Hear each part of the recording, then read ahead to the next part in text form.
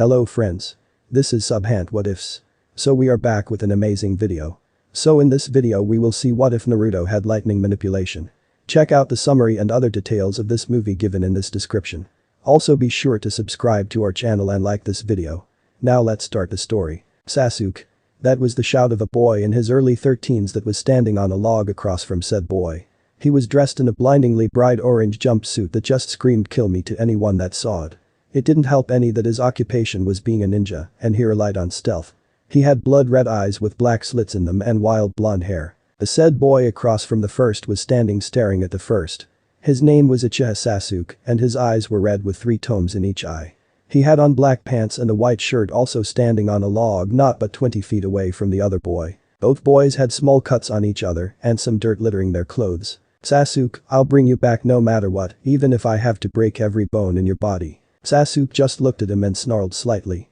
Naruto, I won't go back, I can't go back, not anymore, and definitely not with you.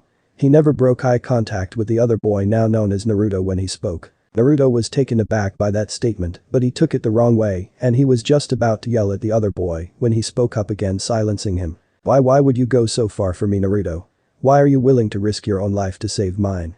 He asked just above a whisper. Naruto actually recoiled at the statement but let his fierce eyes soften somewhat. Sasuke. The other boy looked back up to him and made eye contact again. You're the first person I've ever had a real bond with besides the old man. He told honestly. You're my best and only friend in the village, Sasuke. Sasuke's eyes widened slightly, but he nodded in understanding. I see. You're my best friend too. With that he stood up from his sitting position, he took on his log and reached into his pocket. Naruto tensed, getting ready for another attack, but smiled when he saw what he brought out of his pocket. Sasuke grabbed his metal forehead protector and tied it on around his forehead and secured it tightly like Naruto had his. Both had a symbol of a leaf on it, representing they were both Konoha ninja. But you're too late, Naruto, I can't go back, especially if it's with you. What do you mean? Naruto asked, confused. Looking up, Naruto saw something he didn't see much from the stoic Uchiha friend of his.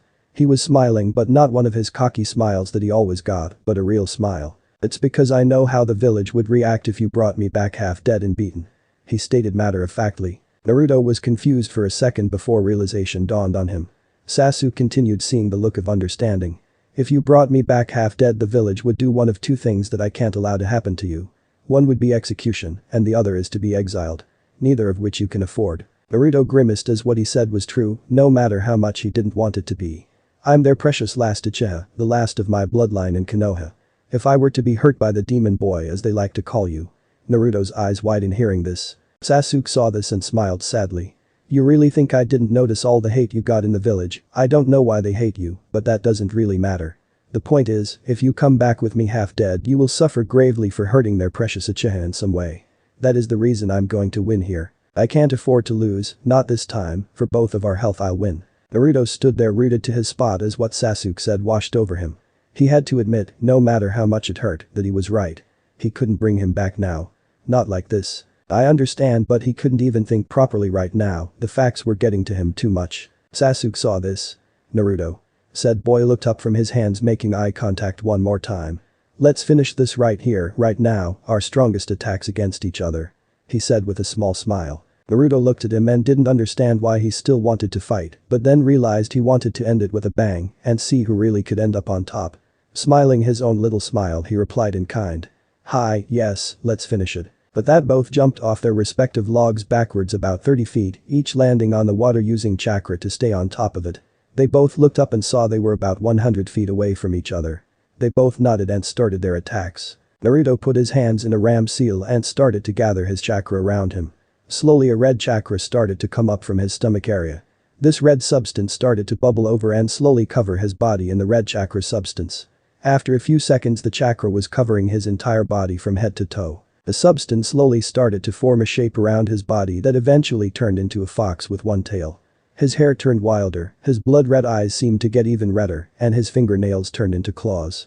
Naruto grunted as the process was over and slowly bent his knees because his body wanted to go on all fours, but he refused to fight like an animal. So he settled to fight with his knees slightly bent. After that was done, Naruto held out his right hand and slowly small wisps of blue chakra started to form in his palm. This was his normal chakra, and every second the chakra kept getting bigger and bigger until it was a flurry of blue chakra in his hand. Then the red chakra surrounding his body started to bubble and pop around the blue in his hand, and the blue chakra slowly took the form of a ball. This all happened in a couple of seconds. If one looked closely at the ball of chakra, they would see a solid outline with an inside of thousands of moving partials of chakra that made the ball shine brightly in his hand and hum lightly. After the nod for each other to start, Sasuke also went through a small transformation. The seal on his neck pulsed and slowly started to spread across his body, showing flame-like tattoos moving across his body. In no time at all the seal covered his entire body and it started to change. The black markings started to expand slowly and cover his entire body. The first thing to visibly happen was his hair growing longer to about middle back and turning purple instead of the normal black it was. His fingernails turned into claws and he developed a cross on his nose. Then he grunted as he bent over slightly and two purple bat-like wings protruded out of his back. After his transformation was complete he formed 4 hand seals as fast as he could and gripped his right wrist with his left hand tightly. He pointed his hand downward and cupped it like he was holding a big ball. A spark went off in his hand and it slowly started to expand, getting larger and larger. The small spark turned into a lightning storm in his hand that covered his hand completely in electricity and formed a small ball of lightning.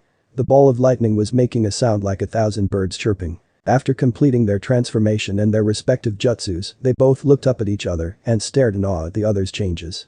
That stunned look quickly changed to one of recognition of the other's power. With not but a small twitch of the lips as indicator, they both leapt at each other, throwing their attacks that were in their right hands behind them. Both jumped straight into the air, propelled so fast by their new powered-up bodies that it was nothing but a blur to anyone below a high Chunin level ninja, but to them, it was like they were both going in slow motion. They both stared each other in the eyes the entire way until they were right on each other. Not but 5 feet away from the other boy, they both threw all their might into their right arms and thrust them forward as fast and hard as they could. Chidori. 1,000 birds, Sasuke yelled. Rasengan. Spiraling sphere, Naruto yelled while still staring right into the other boy's eyes. The two attacks collided with a resounding shockwave that rippled across the entire lake, creating waves 2 feet high, starting from where they met. Both boys saw their attack hit each other and felt the shock wave, but ignored it to focus on their attacks. Sasuke's lightning ball was piercing Naruto's grinding sphere.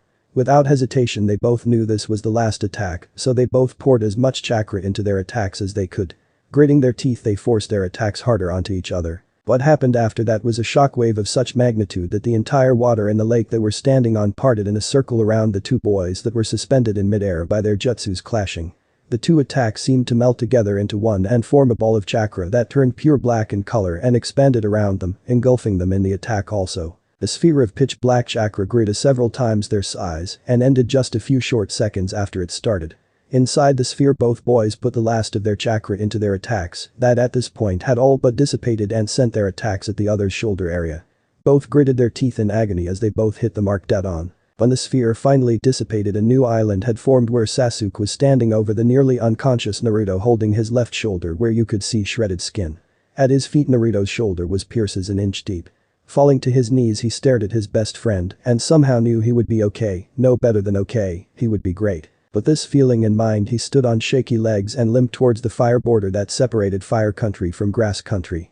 Just out of earshot though he stopped and turned his head facing Naruto with a real smile on his face. "Naruto, I don't know if you can hear me or not, but that was one hell of a fight and only you deserve the title of my best friend and greatest rival.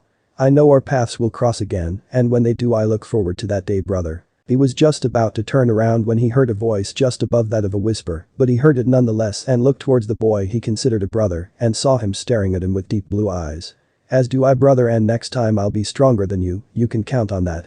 With that Naruto turned his head and stared up at the sky that was starting to rain. Sasuke smiled again and grunted in acknowledgement that he heard him. Turning around again he headed to the Sound Village and away from his newfound brother and Konoha. Naruto stared at the ceiling in irritation. No, that wasn't the word to describe how he felt betrayed, scorned, and hated, and all in all he felt lonely. You see, he was at the one place he hated above all else, a hospital. They just brought back too many memories of when he was a kid and getting beat by the villagers and ended up in the hospital more times than not. "I can't believe it's been 2 weeks and only 3 people have visited me." Naruto's voice was laced in barely contained malice and hate, even though he was talking to no one in particular but himself. He's been in the hospital for 2 weeks and during that time he can honestly say he has been getting angrier and angrier with himself and the others in the village. The only people to have actually came and visited him were Tsunade, Shizune, and Jiraiya. Tsunade came in immediately when she was done with the other people that got here before him. Supposable the other people in his rescue group were injured fighting their opponents of none other than the Sound 4 or 5 if you considered that bone using Freaky Front briefly. After that first checkup at which point he was unconscious from exhaustion, she had only visited 2 other times. One was when he woke up and that only lasted for about 10 minutes while she did many different tests to see if he was okay. The other time was also just a checkup. You see, she was the only one that was willing to work on him without a threat used. And if one was used, then you couldn't guarantee that the friendly doctor wouldn't try to hurt the weakened demon of Konoha. So she was the only one that looked at him and took care of him while in the hospital. Then there was Shizune, Tsunade's assistant and apprentice. She only came in the first day to see if he was okay or not. After that he hasn't seen her once. Actually, he didn't see her at all, seeing as he was unconscious at the time. The only reason he even knew was because of Tsunade telling him such. Then there was one of his senseis, Jiraiya of the Sannin. He was the person that trained him when his other sensei refused to do so during the month break between the Chunin finals. The only reason he visited was to check up on him and tell him that they were leaving the village for 2.5 years for a training trip. When he thought about him being his sensei though, he got irritated. It is true that he learned how to summon toads in that month break, but he didn't do any actual training with him. He just had him sign the summoning contract and then told him to practice it. Then when he couldn't get it by himself with any help from him, he threw him off a cliff. Why? To forcefully draw out the Kyuubi's chakra from within him with a life and death situation. It worked, needless to say, but it still wasn't right of him to put his life in danger like that. Then when they went to find Tsunade to be the new Hokage, he taught him how to do the Rasengan. One of 2 jutsus that made the 4th Hokage of the village hidden in the leaves, his village, famous throughout the world. He was grateful for the jutsu, but again all he did was teach him 3 of the necessary steps to doing the jutsu and left him to himself. If that was the type of training he would get from him on this training trip, he was contemplating if he should even go or not. Then there's the fact that he taught him the Rasengan and the summoning for toads. Those were both jutsus the 4th used and was known for. Contrary to popular belief, he was rather smart. He just hid behind a mask of idiocy. So why would a Sannin, one of 3 of the strongest people to ever come out of Konoha, want to train him, an orphan? And why would he be teaching all these jutsus that only the 4th and he could use? Something didn't add up, but he just couldn't figure out what it was right now. Is there anyone that actually cares about the real me and not my fake actions I show the villagers? I know Sasuke does, but come on, is that the only person? Naruto asked himself in anger. Speaking of his fake actions of idiocy, only 2 people in the entire village full of ninja of all ranks and powers had ever figured out that he wasn't a moron and only acted that way to survive. Really, was it that hard to figure out it was all an act? One was the 3rd Hokage, the Sandaime, god of shinobi, or his Oji-san. Old man, these were all titles he went by. He knew right away that he created fake actions and emotions not but 2 days after he created them. But for some reason he never mentioned it around him or even seemed concerned that he had put up fake emotions to get by in everyday life.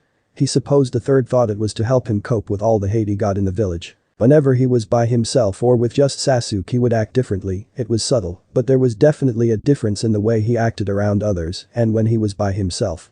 For one, he would never smile for no reason or show a goofy grin, and he would think things through slightly more instead of just blurting out the first thing that came to mind. If he had a choice, he wouldn't wear all orange. The only reason he did was the stores charged him double or more for his clothing, and it added to his show of idiocy. He was slightly smarter than he let on. He was no genius by any means, but he could pass his test with at least average or slightly above scores. He stopped trying to be good at the academy though after the first week of the first year. The first week he was in the top markers and then he went down to the bottom of the class from then on. It wasn't his fault though, seeing as the teachers gave him different tests and altered books to learn from. It was at that time around his 6th birthday that he learned people would leave him alone more if he acted slightly different than he normally would. If he acted less smart and more impulsive, people tended to ignore him more and take him less serious. If people took him less serious, it allowed him to get away with more small things that would have caused more trouble than it was worth. Besides Sarutobi, the only other person to figure out the fake actions was the reason he was in the hospital. He didn't blame him for putting him in there though. He was the only one who knew the real reason he left the village, and it wasn't because he needed power or the fact he just couldn't take all the false praise he was getting from the stupid villagers, even though those did add some motive to leave. He wanted to be known as Sasuke and get credit for his own accomplishments, not for his last name and what his family did. Sasuke had his reasons, and it wasn't what most thought they were. In fact, they were rather deeply rooted into the very foundation of Konoha and who ran the village, whether it was in public or not. He still remembered the day like it was yesterday. Naruto had just gotten out of the academy for the day and was running alone down the street laughing happily when Sasuke ran up to him and yelled for him to wait up. He really didn't know why he stopped, but he did. It was a good thing he did too, as that was the start of a weird friendship that would bloom into something that later would become best friends and brothers. After stopping him, Sasuke asked something that startled him to the core. He asked why he acted the way he did around everyone else. He tried to cover it up with a nervous laugh, but all he got was a pointed stare in return. After trying to avoid him by running away and it not working, he finally just told him in a voice filled with some hate and eyes that he was sure Sasuke remembered to this day. His eyes were as cold as ice when he spoke, and his voice was no better. To live in this village I have to be an idiot to survive. He left the sentence hanging in the air and simply walked away. He remembers saying the word village with such disdain that out of the corner of his eyes, he saw Sasuke give a violent shiver. Since then he had always had a weird friendship with him. He knew there was a bond there though, and over the time they knew each other in the academy, they slowly went from companions to friendship to best friends. This was all in secret of course, as they couldn't be real friends to the public knowledge, with him being the demon and all, and Sasuke their precious last Uchiha. Then there's his team, if you could call it that.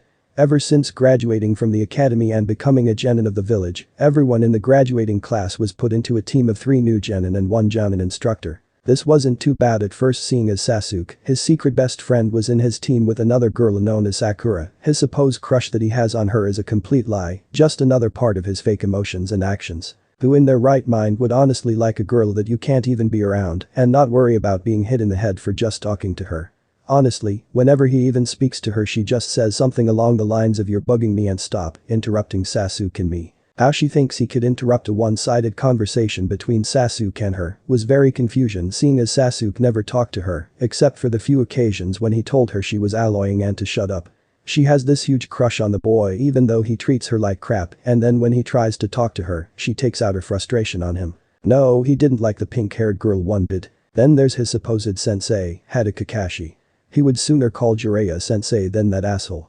Why, you might ask? That is quite simple.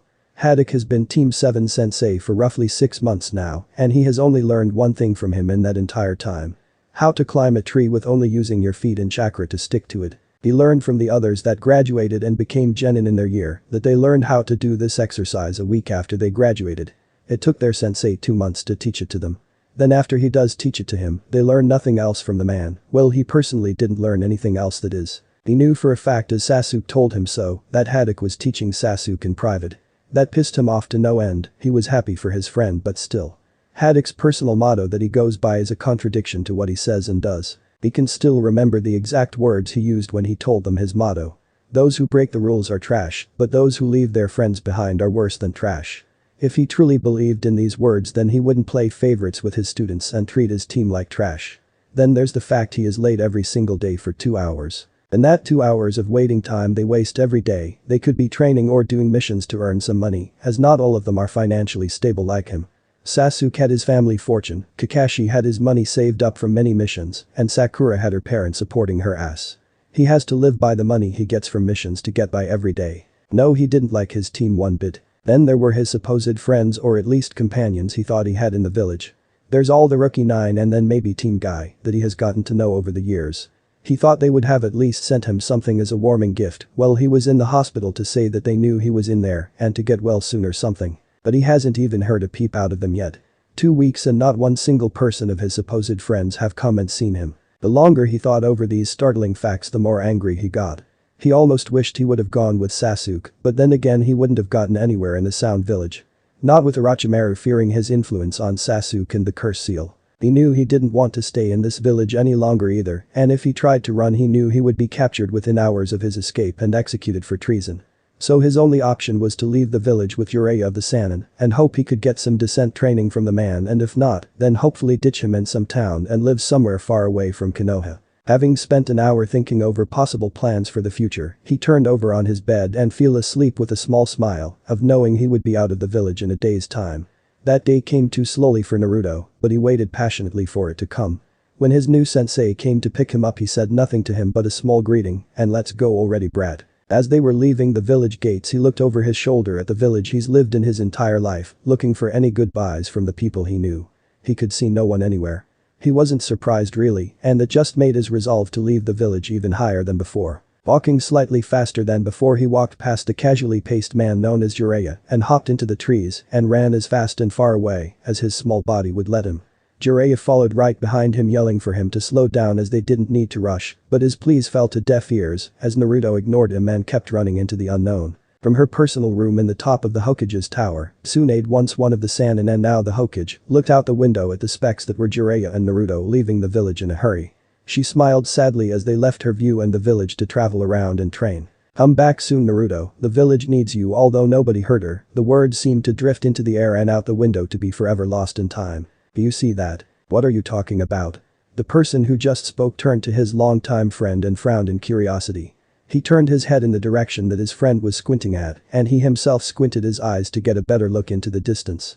After a few short seconds of focus, he could just make out two sellouts in the distance heading their way. Letting his senses travel through him, he gauged their chakra levels to see how much of a threat they were to them.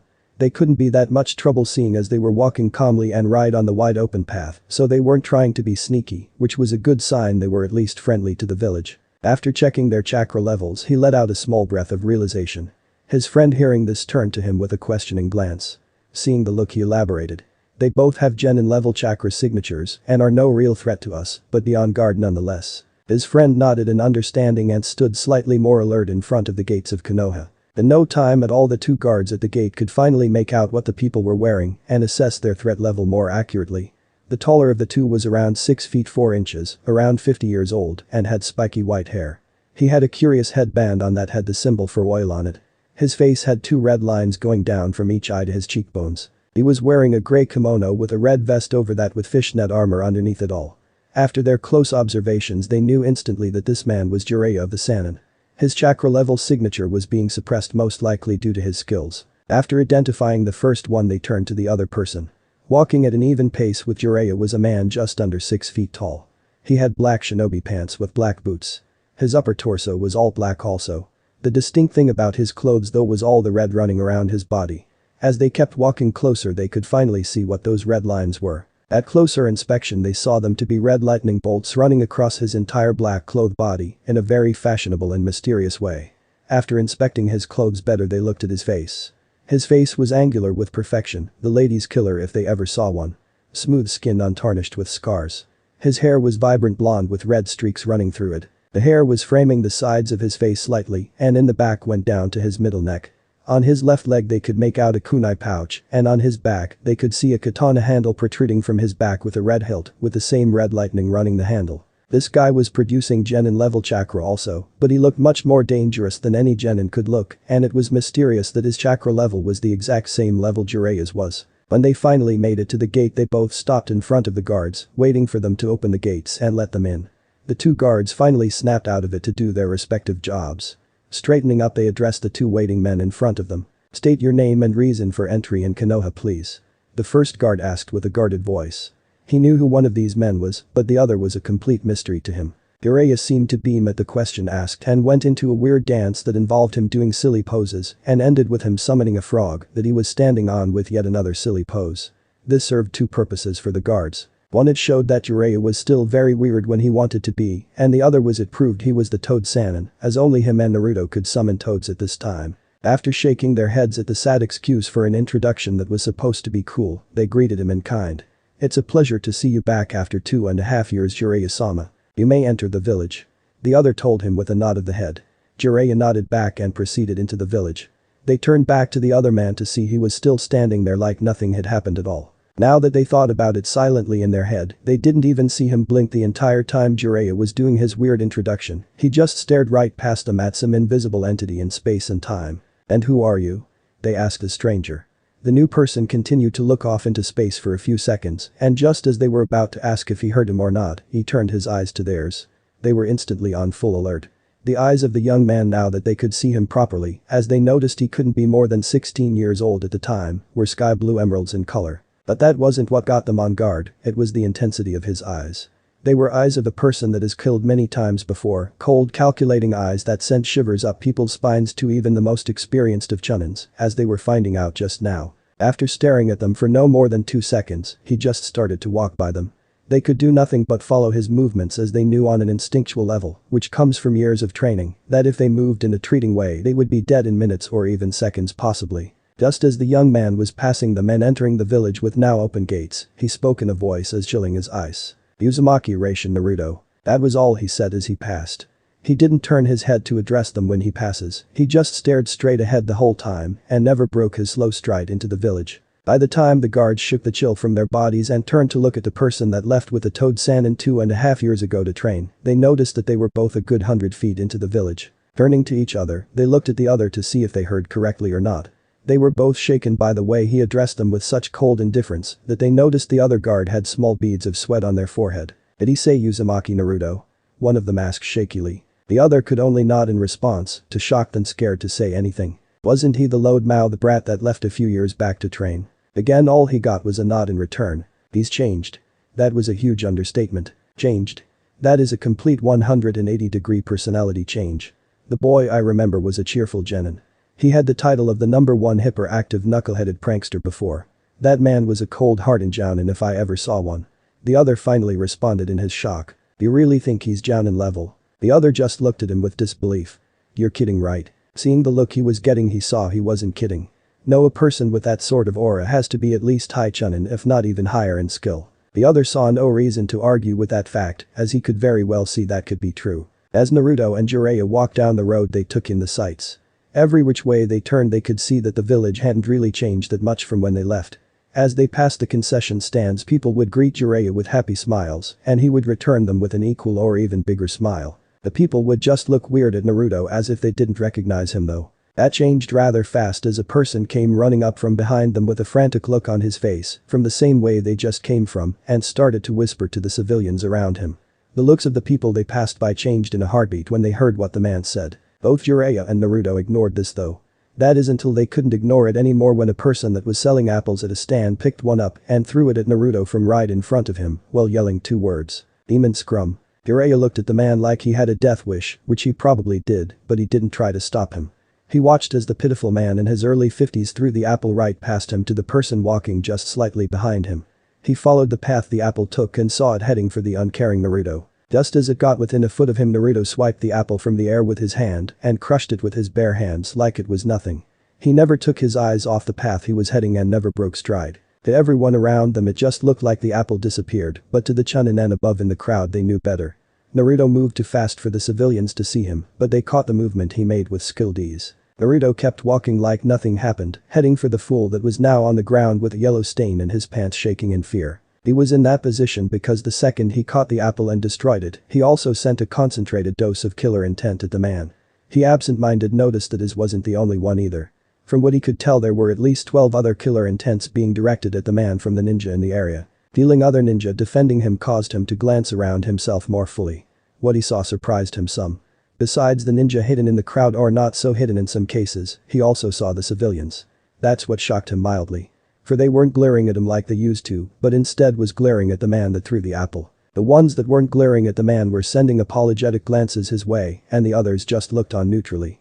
Overall it was a major change from when he left the village to now. All this put together had the effect of scaring the man to the point of wetting himself and falling on his ass, trying to get away by crawling on his hands and knees. Naruto saw all this and his neutral expression never changed once the entire time, while he kept walking like nothing happened. Just as he was about to pass the man up, he pushed his hand to the side and pointed 2 fingers at the scared man. That was the universal hand sign for a jutsu. His left arm was extended with his pointer and middle finger outstretched at the cowering man. Just then Jiraiya put a hand on his shoulder from behind as he stopped to see what he would do to the sad excuse for a man.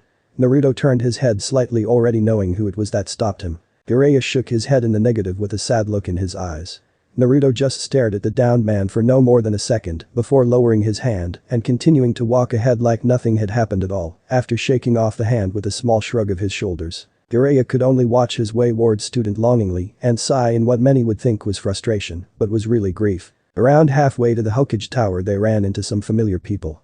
Just as they were rounding the corner to go down another street, Sarutobi Konohamaru and Haruno Sakura came around the corner and nearly bumped into them. Naruto and Jiraiya didn't even move, flinch or make any reaction whatsoever as they both knew they were right there around the corner, heading the same way they were. So they weren't that surprised to see them. The other two were another story though. They were startled and nearly bumped into the 2 people standing in front of them. They looked up after backing up a bit and looked at the 2 men. They both instantly knew who Jiraiya was as they've both seen him before and he hasn't changed that much over time. The other man though they didn't recognize. He did look familiar to them both, but it still escaped them. Konohamaru was the first one to recognize him. With eyes widening slightly, he tentatively asked the question on his mind. Is that you, Naruto Neeson? Big brother. Naruto just looked at him for a few seconds, then nodded in the affirmative. Hello, Konohamaru. He may have greeted him, but there was no enthusiasm in his voice present at all. Said boy frowned at this, but it was gone so fast most missed it. Shaking in excitement, he launched into a million questions, all of which were never answered because he was talking too fast and wouldn't give Naruto time to answer even if he wanted to. Sakura frowned when she heard what Konohamaru said and took a closer look at the young man she admitted was hot. Let's see. She thought. He has the same blonde hair, but with red streaks in it, same color eyes, but scarier. She shivered involuntarily just looking into them. His whisker scar marks are gone though, that is a definite trait of Naruto. If this is him, then he has gotten a lot taller too, damn really tall. And he's not wearing that disgusting eye sour of orange he used to wear all the time. This Naruto wears all black with some red, and damn he looks good in it. She blushed at her own thoughts on this person, but then got suspicious. This couldn't be the idiot Naruto she knew. Are you really Naruto? She asked incredulously. Naruto just glanced at her out of the corner of his eyes as he was facing Konohamaru and turned his attention back to him. Sakura bristled at being ignored. If this was Naruto, then he definitely would never ignore her. He had a huge crush on her before he left the village. This can't be Naruto Baka. Idiot, who is this impostor? She raged inside her head. She was brought out of her thoughts when the man imposing as Naruto and Jiraiya started to walk away. Just then she remembered something Tsunade said to her that made her thoughts race. She remembered the words as if they were spoken to her that very same day. Naruto left on a 2.5-year training trip with Jiraiya of the Sannin. He won't be returning until then. Eyes widening with realization, she turned back to the present again. Naruto, wait. She yelled after him. Said young man stopped walking but didn't turn around when he addressed her. What is it you need, Haruno? That one small sentence shocked her to the core. She just stood there rooted to the spot with a dumb look on her face while she had an inner conflict. He called me by my last name. Then he didn't add Chan, she thought frantically. She was brought out of her thought when she felt a pressure squeeze her shoulder. Looking up, she saw it was Jiraiya that brought her back to reality this time, and he was shaking his head from side to side telling her to leave it be. Looking back to where Naruto used to stand, she saw him already halfway down the street walking away without so much as a hello to her after such a long time of being separated. Looking up again with confusion and sadness clearly in her eyes, she silently asked Jiraiya what was wrong with Naruto. Jiraiya understood this with ease. I can't tell you anything, Sakura, I'm sorry. But Jiraiya-sama. She never got to finish as he just shook his head no again. I'm sorry, but I truly can't tell you anything. I'll see you around. With that, he followed Naruto down the street, easily catching up with him at the walking pace they were going, leaving a distressed girl to wonder what happened to her long-lost friend. Come in. A strong woman's voice commanded from inside the room. As soon as the door opened, Jiraiya knew who it was that sat in front of him behind a huge desk which was full of stacks of paperwork. Tsunade, long time no see. The woman in the desk looked up when she heard the voice she knew so well. She was a woman in her late 50s, but a person looking at her would never know that because of the complex genjutsu that hid her real figure. Nonetheless, she had blonde hair through and through, with the largest chest anyone could ever see. The instant she heard the voice, she stopped what she was doing and looked up, seeing her old teammate stand in the doorway looking at her lecherously. She resisted the urge to get up and slam him through the wall, like she normally would, seeing as she was looking past him for what she really wanted to see. When she couldn't find her objective, she returned to her old teammate with a frown on her face. Where's Naruto? Was the first and only thing she asked, completely tossing the fact that she hasn't seen him for over 2 years out the window. Ah, come on, Tsunade, is that all you have to say to me after all this time? He joked around, knowing she only wanted to see Naruto right now. Tsunade looked at him for all but 2 seconds before grounding out in a dangerously low voice. Where is Naruto? I'm right here, Hokage-sama.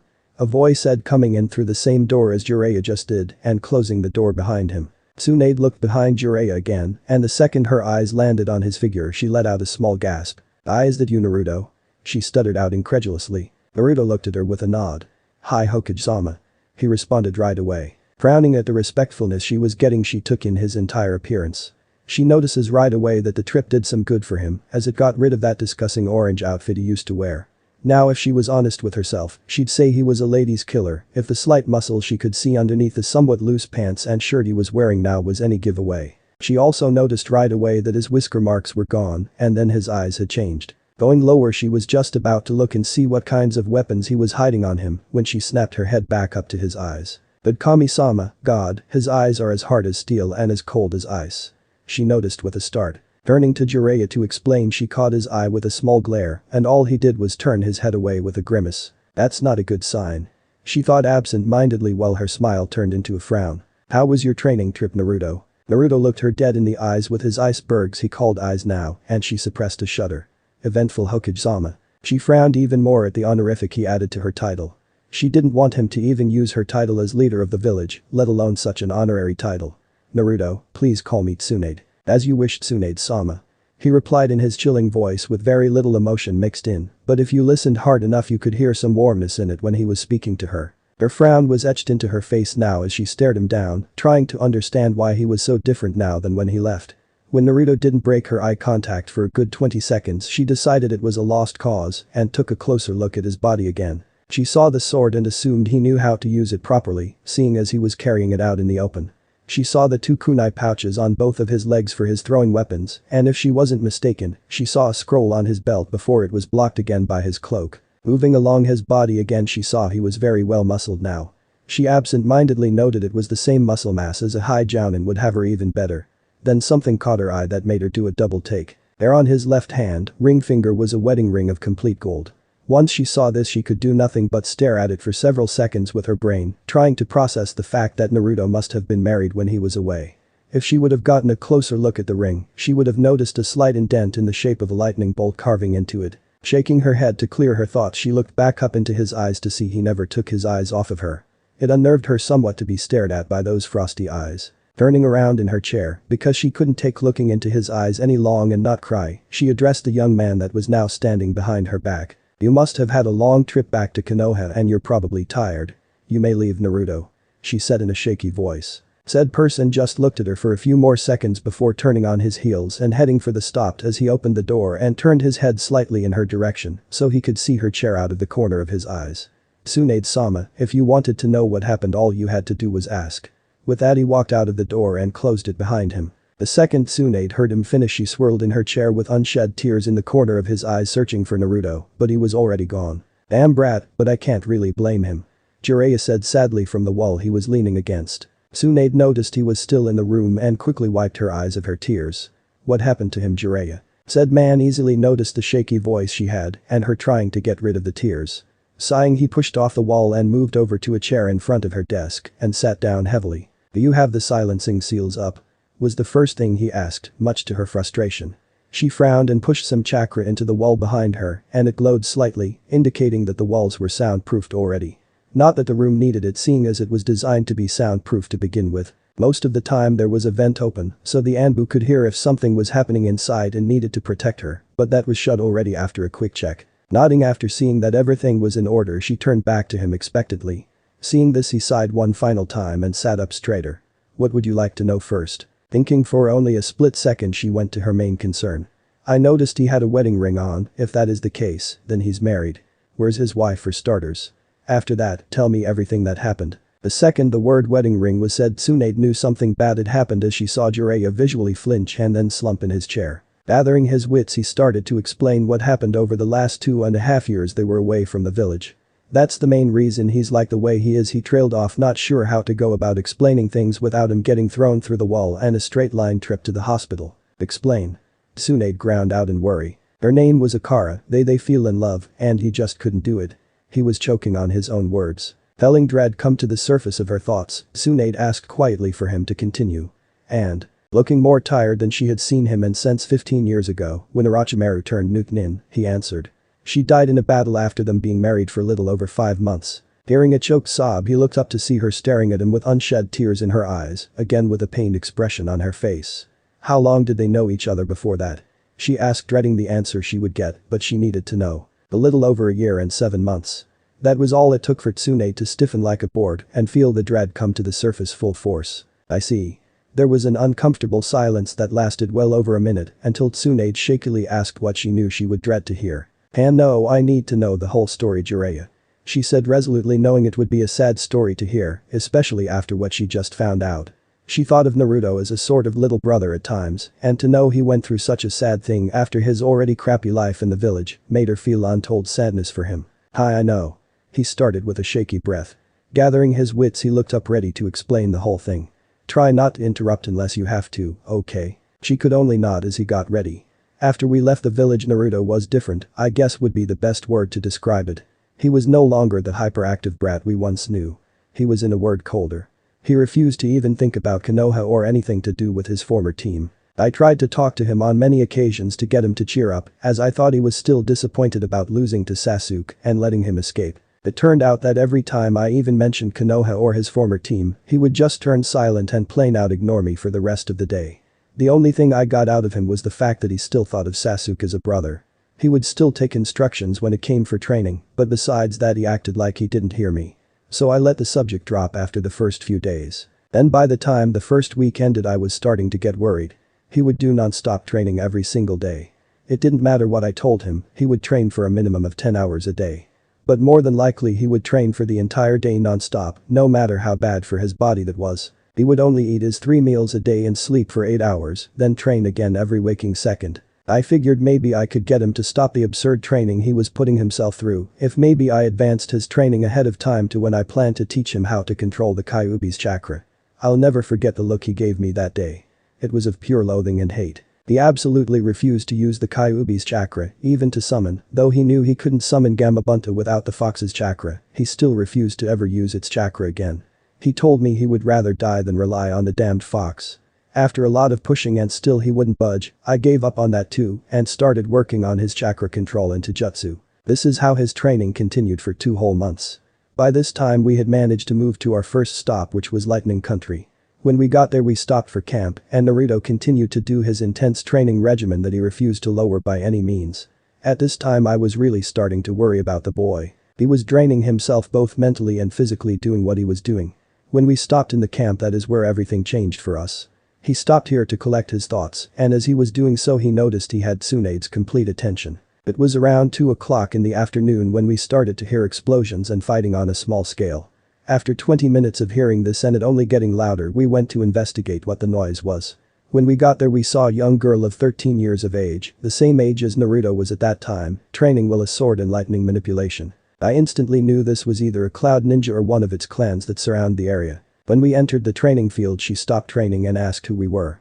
We told her and we learned she wasn't a ninja but a samurai in training from outside the Cloud Village. After our small introductions we left, but Naruto couldn't resist and returned to watch. Eventually she asked him what he was doing and he just told her he was fascinated on how she could control lightning. I can tell you this right now, her clan can control lightning with ease. If any one of their clan's men were to challenge another lightning user, they would easily win in skill. This little fact startled her. That much control of lightning was impressive for anyone, as lightning and wind elemental manipulation were the hardest element to control. I can see you understand the implications of that little fact. Yes, they were masters in the art of lightning manipulation. Anyways, Naruto was fascinated by the way she could control lightning, and after the 3rd day of watching her train, I still don't know why she kept coming back to the clearing, seeing as we were still there watching her. She offered to give Naruto some tips on the skills she knew. I could tell if she were a ninja that she would be easily high chunin in skill, so I encouraged Naruto to go train with her. She was all samurai at this point, but with some major skills that could easily match a ninja's. It also helped Naruto as he didn't focus so much on what happened before we left and he started to really take his training in the right direction instead of just hurting himself like he was before. It goes without saying that this started something that no one would have seen coming. After that day Naruto still trained until he dropped, but at least now he was training in something useful instead of just his physical health. I spied on them a couple of times, but I mostly left them alone to train. While I did other things he trailed off lamely looking up expecting to get yelled at, but all he got was a mild glare and a gesture to continue the story. He sighed in relief for her wanting to know as much as she could about the trip before she killed him. He winced in phantom pain at what was sure to come later on, but he continued nonetheless. Every day he would go to that clearing to see if she was there or not. When she was he would stay with her and train every day non-stop, only stopping when she got hungry, and then they would go get something in a nearby town or catch their own food. When she wasn't there, which was only twice a week, Naruto would train with me. I mostly worked on his chakra control and a few lower level jutsus. He wasn't very happy about that either. That's beside the point though. After a month of this continuing, Naruto was finally showing some aptitude at lightning manipulation. He could make a spark on his hand and hold it for a few minutes. It was nothing compared to her control, but it was still impressive for a beginner. That's when things started to change for Naruto. He really started to spend time with Akara, for real though. It wasn't just training like before. They started to actually talk about other things besides jutsus and fighting. They started to fall for each other in a way. When that month finally passed, Akara made an offer for Naruto. She asked him if he wanted to come back to her clan house. I didn't find out about this until the next day afternoon. When they went to her clan house, she offered him the opportunity to learn their clan's secret techniques and styles. I was shocked to hear of this, as I'm sure you are yourself. No clan in their right mind would willingly give away their secrets, but it turned out Akara was the clan head's daughter, and she personally requested Naruto be allowed this opportunity. They later made some sort of deal that I have no idea about to this day, but they allowed him to learn their secrets after this. That same day, they made some sort of blood contract to seal the deal. After doing this, they took Naruto to have his chakra changed. I don't know how they were able to do it, but they managed to change his nature manipulation. After we initially left the village, I had Naruto tested on his elemental nature, it was wind. This alone shocked me later on by the fact he was able to do even a small amount of lightning manipulation, seeing as wind and lightning are complete opposites. Somehow they were able to change his natural affinity for wind and turn it into lightning. I have absolutely no idea how they did this, but they did it successfully. This ritual they used had some side effects though. What sort of side effects? Tsunade questioned after a lengthy pause. Jiraiya seemed to come out of his haze and continued with a shake of his head. Right, besides the obvious lightning manipulation being his main element now, it also increased his normal chakra reserves by at least twofold. I learned later after I looked him over in his sleep for any side effects of the ritual that a part of the seal holding Kyuubi at bay was broken. Tsunade let out a gasp, but Jiraiya just waved her off before she could even say anything. The Kyuubi is still completely locked away and has no chance of escaping, so there is no need to worry. Besides, the side effect was a benefit to Naruto, not a hindrance. It gave Naruto twice the amount of chakra by converting Kyuubi's chakra into his own somehow, and it also heightened his senses. The ones it affected were his sight and hearing. His sight changed so he can see everything in the night like it was the day, and his hearing increased by double. His hearing is now on par with any Inuzuka in the village. Now if you didn't know already, when we left Naruto's chakra reserves were already mid-Jounin level.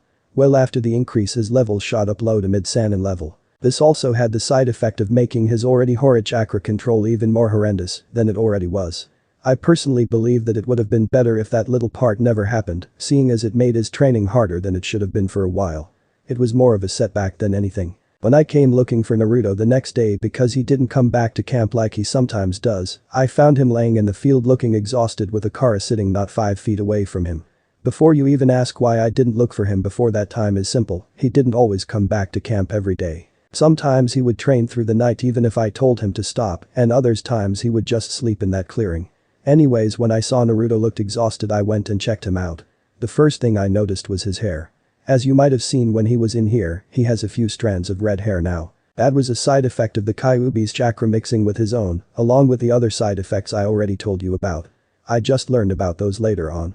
At that present time though, I questioned both of them extensively and learned about what had happened. They refused to elaborate further unfortunately, and I wasn't going to interrogate a little girl that helped get my apprentice into a clan full of powerful people to train him. So after I learned everything I could from them I asked what they planned to do from then on. Naruto immediately answered that he was staying there. I looked into his eyes, and those eyes had absolute resolve in them. They were eyes of a man that made his decision and wouldn't back down no matter what. I really couldn't argue at that point anyways. The contract they made forced Naruto to stay with them for at least a year's time. I learned this little fact when I went to talk to the clan leader. This being said, I immediately wanted to talk with the clan head, and that is exactly what I did. That same day I went and talked to him after being led to him by Akara and Naruto. I learned that to do the ritual to get lightning manipulation as your main element, you had to force it out of your body and then accept a blood oath with the clan head. Naruto did all of this, and by doing this he was unofficially merged into the clan as some sort of lesser clansman. This didn't deter Naruto though, if anything it made him more resolved to be the best he could be, and he strived to be the strongest and most skilled in the entire clan. After a lengthy talk with the leader of the clan, we came up with a compromise. He wouldn't let me stay in the clan compound as he didn't want their secrets getting out, but he would allow me to visit every month if I wanted. I grudgingly accepted, not that I had any choice in the matter though. So after saying my goodbye to Naruto and giving him a dozen or so scrolls on different training techniques and justices, I left the compound and headed out to do my secondary objective and gain some information on Akatsuki. During this time I was able to gather very little sadly. Their group is composed of all S-rank missing nins of the top caliber. The leader I have no idea on who it is, but he has to be strong to be able to control and command other S-rank ninjas so well. As you already know, Uchiha Itachi is one of said members. Then there's Hoshigaki Kisame from Mist Village. The only other person I have been able to get information on is Deidara of Rock. He made a mistake and was seen with a black cloak with red clouds on it.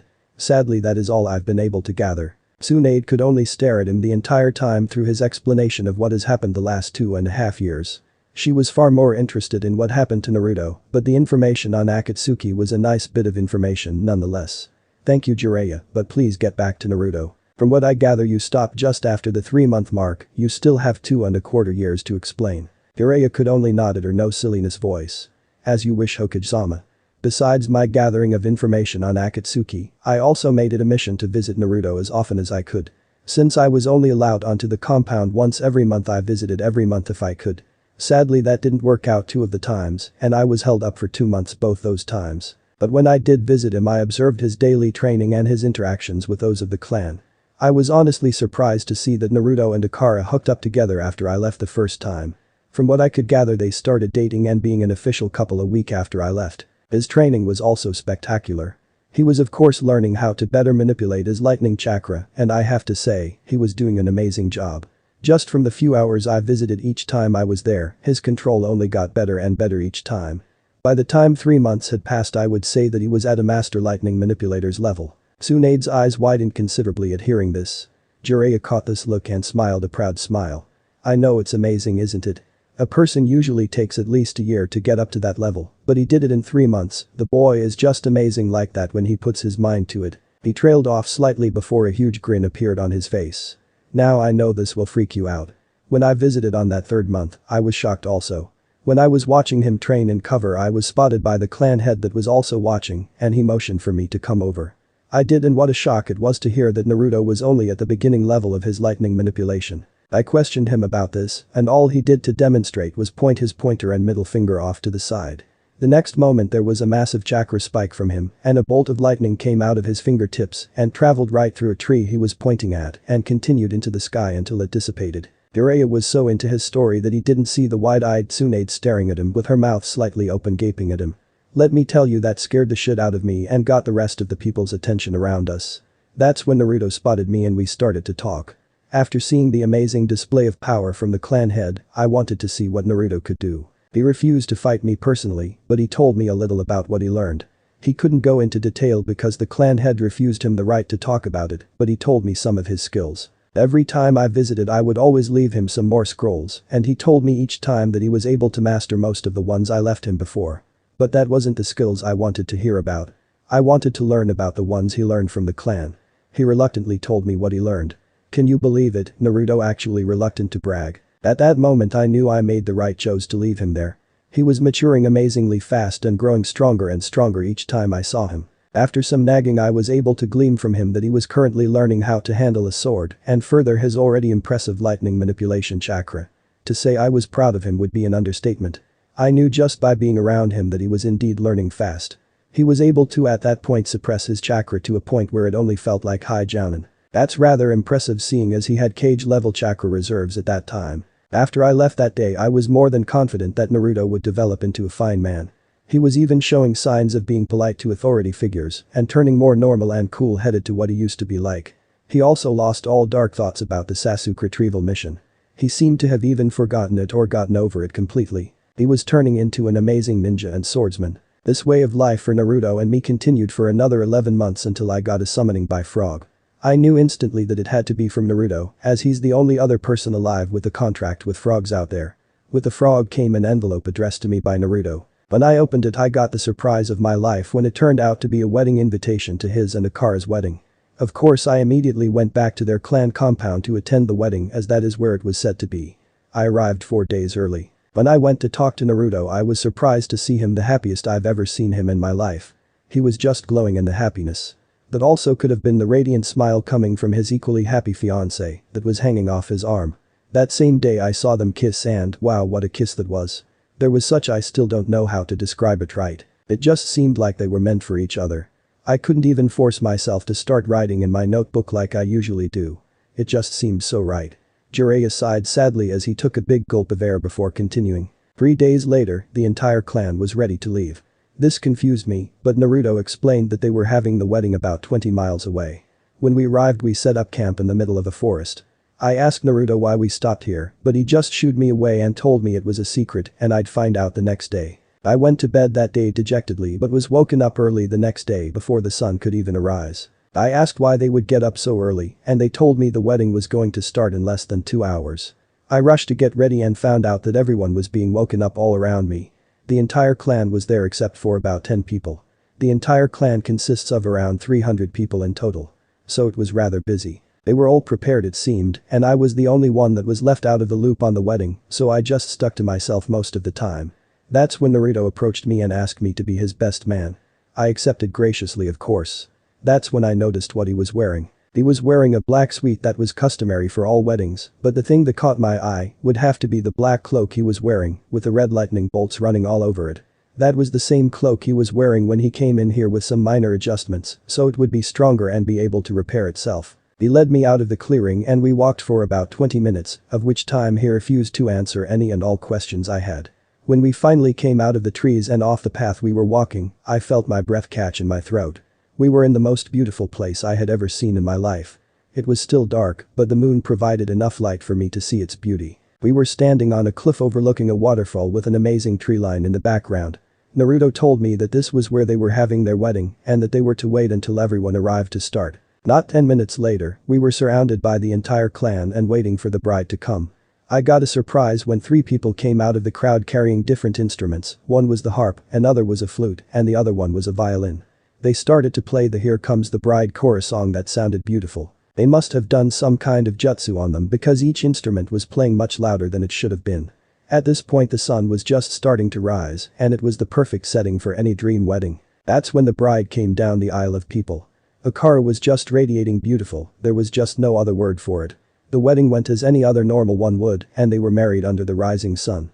When they kissed I could have sworn the sun shined on just them for a few seconds, but it went by so fast it could have been my imagination. At that point in time they were announced husband and wife, with her name changing from Reishin Akara to Uzumaki Reishin Akara and Naruto's being changed to Uzumaki Reishin Naruto. They had to have Reishin in their name because clan law states if they knew the clan techniques, they needed their clan name.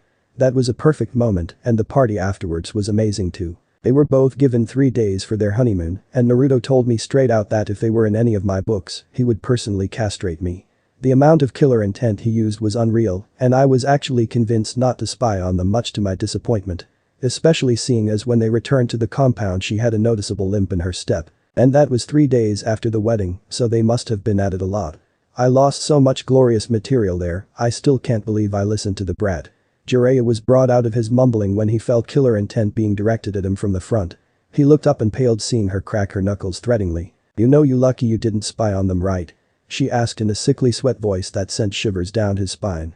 He could only nod as he subconsciously closed his legs so his equipment was well protected from her wrath. I'm glad you understand my thoughts on that matter.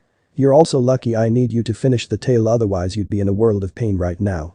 She threatened. Jiraiya could only nod his head shakily and continued on.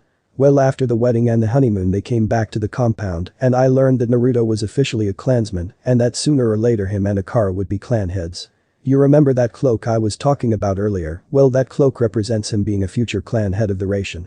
With him finally being a part of the clan and having the position of future clan head, he was required to finish his training and learn their most powerful attacks. At this point I was requested to leave again and come back every month if I wanted to.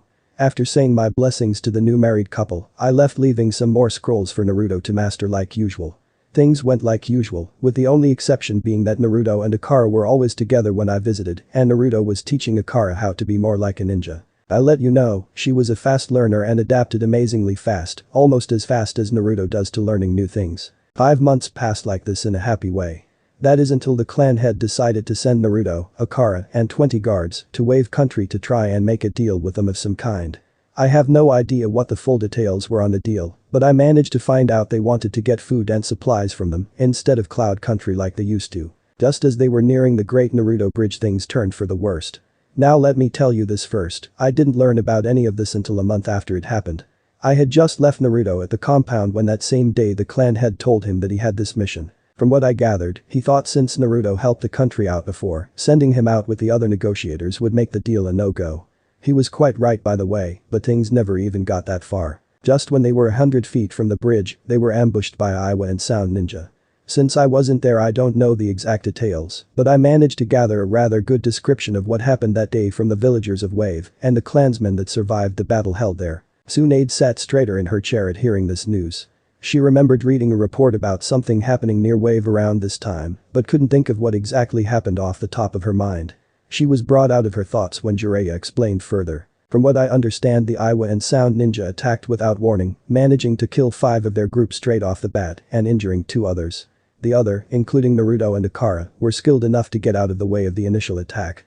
From there an all-out battle proceeded. They were greatly outnumbered from the beginning, with only 22 people on their side and around 100 Iwa and Sound Nin on the other side.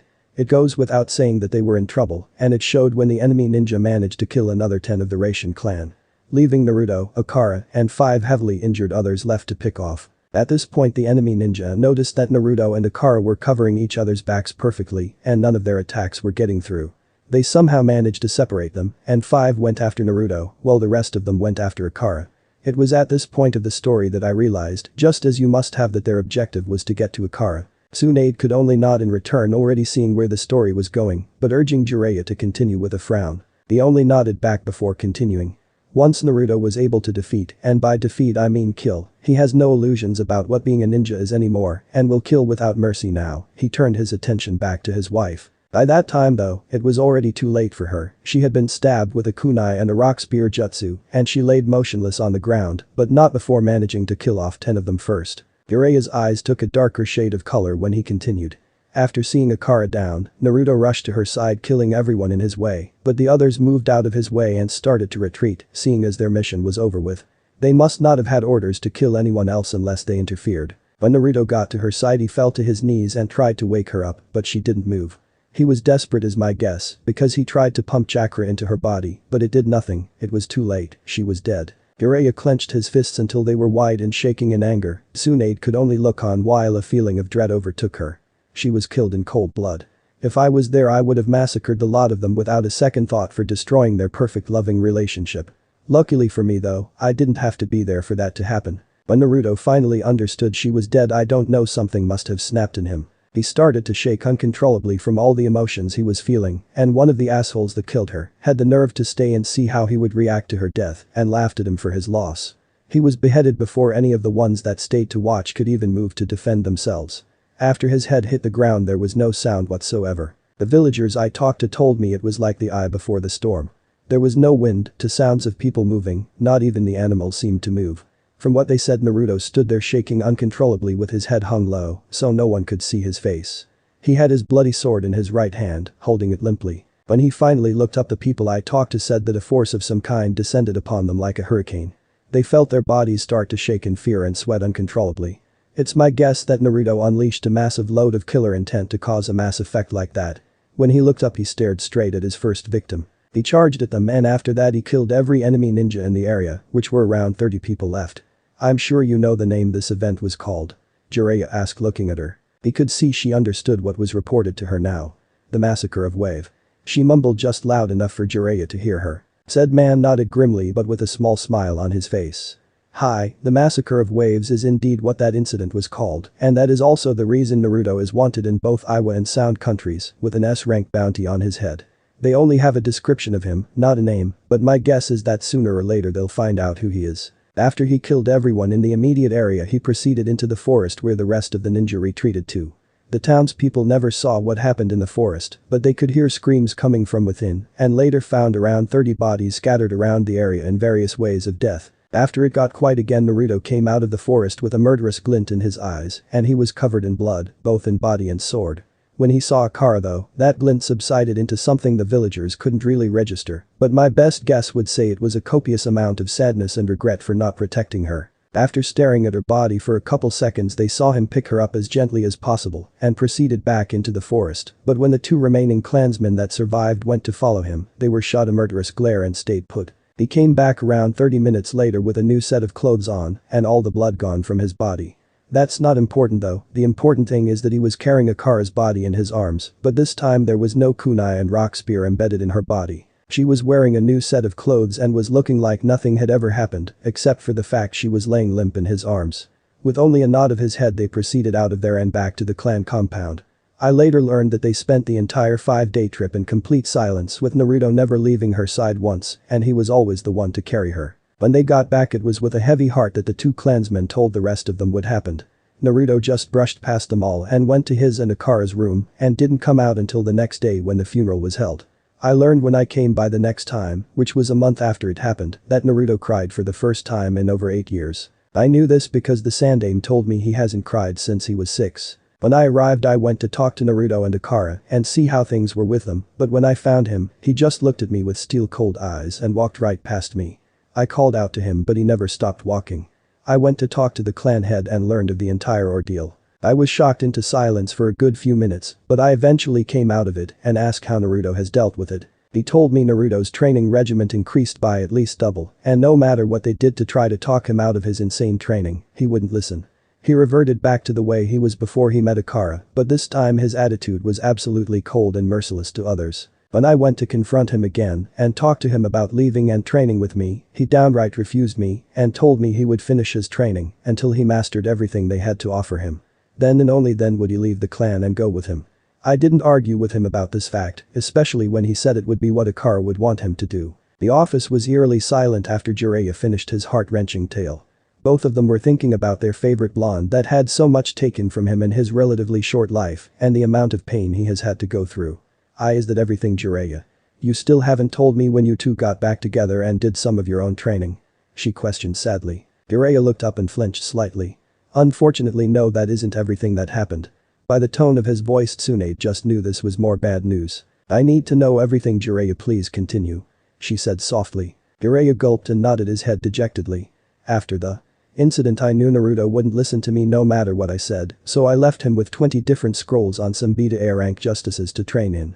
I was hoping they would help distract him from what happened. I left after that and didn't return for a good month like always. When I did return Naruto was still cold to everyone, but this time he would at least talk to me. He would give nothing away on his skills he learned from the Raishin clan, but he told me he learned 11 of the justices I gave him, the others he was still working on. I left after a rather one-sided conversation. The only useful thing I learned from him and his clansmen was that Naruto's training was going at a startling fast rate and he was learning everything the clan had to offer. They said in another couple months, he would know every technique the clan knew and would only have to master them. This continued for the next 6 months without much change happening. I would visit and learn a little more about Naruto's skills, but I would never learn everything. Then I would give him some scrolls to learn from and leave him be at his request. This all changed though when I was in Suna getting a possible lead on Akatsuki. When I arrived there I went to one of my informants and asked for any important information. I was expecting something on Akatsuki, but when he told me something different it surprised me. It scared the hell out of me though when he finished talking. I nearly scared the poor guy to death when I slammed him against the wall and demanded if he knew it was true. He managed to stutter out that it was before I dropped him on the ground and ran as fast as I could out of the country and towards Cloud. What did he tell you? Tsunade asked, irritated that he kept dancing around the facts. Said man looked down and mumbled something that she couldn't hear and she asked him to repeat it. He said that the Raishin clan in Cloud Country was going to be attacked by both the Sound and Iwa forces at midnight that day. Tsunade's breath caught in her throat and a shocked look crossed her face. The entire clan was attacked. When I heard the message from my informant I ran as fast as I could towards Cloud Country, but I knew I'd be too late by at least a couple days' time, even at my fastest pace with no sleep whatsoever. I started to panic when it turned into night and then I thought of something that could help me get there faster. I summoned Gamabunta, he tried arguing with me, but just my glare and a short explanation of what was happening had him helping as fast as he could towards Cloud. Even still, I didn't make it there until around 8 in the morning the next day. Gamabunta immediately left seeing as he was exhausted, but I kept going into the forest that I knew the clan compound to reside in. When I got there Tsunade could see the pained expression on his face and urged him to continue. After taking a shaky breath he explained further. When I reached the clan compound I knew I was entirely too late. There were no chakra signatures around whatsoever. That meant only one of two things, they were either all dead or they escaped before the attack. I prayed it was the later but it wasn't. When I passed through the tree line and into the open field where the compound was, I found the outer walls to be destroyed. I rushed inside and immediately knew I was too late. There were bodies littering the floor everywhere. Both Raishin clansmen and enemy ninja. I searched for a good 20 minutes for survivors before I found him. His voice trailed off again before he took a couple of deep breaths to calm his trembling hands and voice. I found Naruto. He was impaled to a wall through the gut using a sword. Tsunade's eyes stretched out to dangerous proportions, but before she could say anything Jiraiya continued. I of course went and checked to see if he was alive and found he was barely clinging to life. He had the obvious stomach wound, multiple scratches and cuts, one broken rib, and a fractured leg joint. After assessing his wounds I took him off the sword as gently as I could and healed him to the best of my abilities. Even with Kyuubi's healing factor to help him out, it still took a full 4 days to heal and close over spotless. Even so, he didn't wake up for a good week and a half. He was in the hospital in Cloud Country for that time period. I put a high-level genjutsu on myself to hide my identity, and Naruto changed so much by that time that no one would recognize him anyways. Also, it wasn't a ninja hospital so he didn't need a genjutsu so hide, but I didn't want to risk anyone knowing who he was regardless. So I had to put him under a genjutsu to change his hair and eye color just to make sure. I'm not sure if any ninja ever went to the clan compound from Cloud Country, but I'm sure they did. During this time I helped burn everyone that was killed during the attack as that was their clan's burial ritual. I had to act as one of their citizens as the place was covered with Cloud Ninja. We didn't dig a grave, but burned the bodies, and then we put up some tombstones or plates in their honor. We did that for everyone. After getting all the bodies out we looked through the place to see if there were any technique scrolls, but all of them were either destroyed or taken during the attack. After that I went around and asked if anyone knew anything about the attack. I learned that there was a rather large force of Iwa and Sound Nins around that day of attack. They never crossed the border though from what the guards could gather. But when we looked through the bodies there were multiple dead Sound and Iwa Nins around, though none of them had any way to affiliate them with their villages. Cloud still doesn't know how such a big force of ninja could get into the country without being seen or heard and then attack an entire clan, but they did. It didn't help that the clan compound was a good 40 miles away from the village, as they liked to separate themselves from the ninja. We know for a fact it was Iwa and Sound that attacked the village though. We don't have any proof, but the attack damage left is enough. There were multiple rock justices used, and some of the bodies had ruptured ears. That and the fact that there were fang marks on some of the bodies with snake venom in their system, it proves that they were there. It also shows that Orochimaru personally decided to help in the attack, as only 3 people can summon snakes. Orochimaru himself, Anko, and then possibly Sasuke. We know it's Orochimaru because there was his sword's poison in some people's systems. After I knew what happened I stayed with Naruto the entire time in the hospital. When he woke up a week and a half later he just stared at the ceiling, and no matter what I would do he wouldn't respond. I was afraid this had finally broken him, but he eventually responded. He told me he would personally kill Orochimaru himself, and any Sound and Iwa ninja he came across he would kill without question. After that he refused to talk again about the subject, but told me he was ready to travel with me now. The same day he woke up, he left the hospital much to the nurse's frustrations mind you.